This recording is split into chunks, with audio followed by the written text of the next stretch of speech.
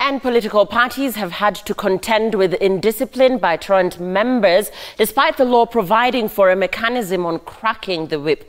Despite attempts by parties to rein in on such members have taken advantage of the long and tedious process of dislodging governors or expelling members of parliament and county assembly lawmakers who fail to toe the party line or are deemed to support deals of rival political entities. Francisca Shuri tells us more.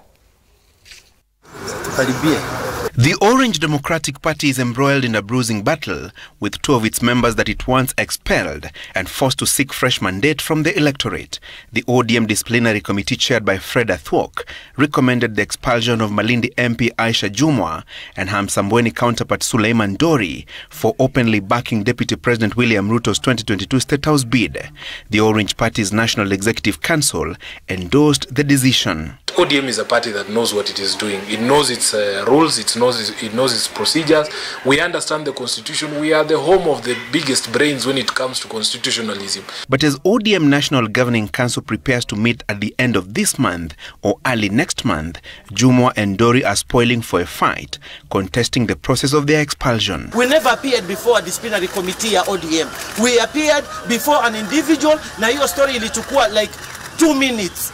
We are ready to defend the process and the reasons for this particular decision all the way to the Supreme Court. But kicking Jumwa and Dori from Orange House is not a walk in the park, and past attempts to expel then rebel members of parliament such as Mustafa Idi, Gideon Mungaro and Zainab Chizuga at the tail end of the 11th parliament amounted to nothing. Throughout the era of Political Parties Act regime, there has never been a situation where a member of parliament has lost his or her parliamentary seat as a result of a political party de-whipping you. The Political Parties Act of 2011 provides for a mechanism of enforcing discipline in political parties. Section 14, subsection 4 of the Act bars anyone from being a member of 2 or more political parties at the same time.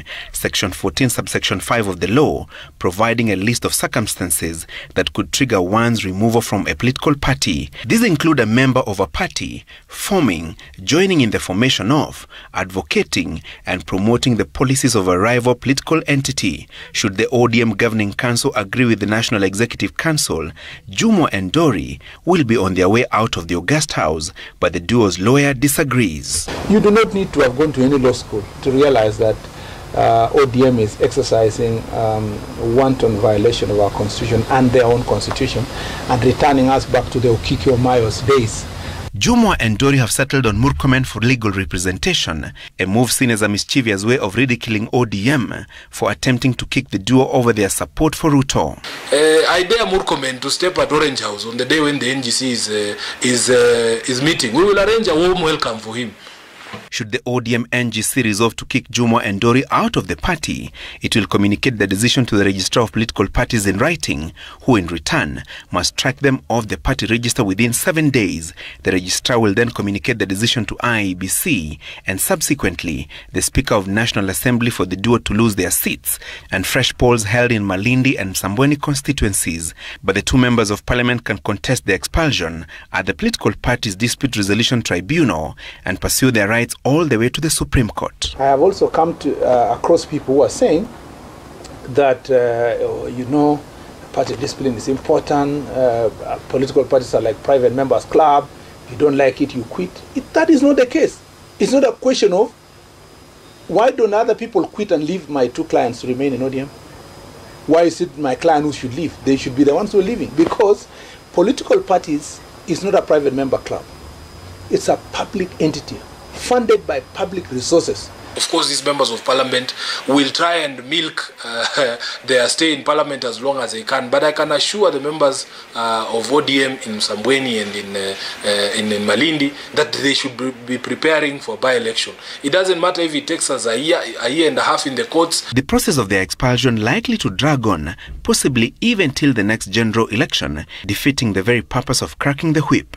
The way to deal with it is that the Section 14 of the Political Parties Act must be tightened in such a manner that there has to be a clear process of the consequences of expulsion. But even having said that, Due process and fair trial must characterize that process.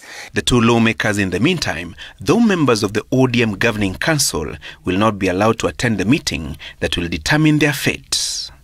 Francis Gashuri, Citizen TV.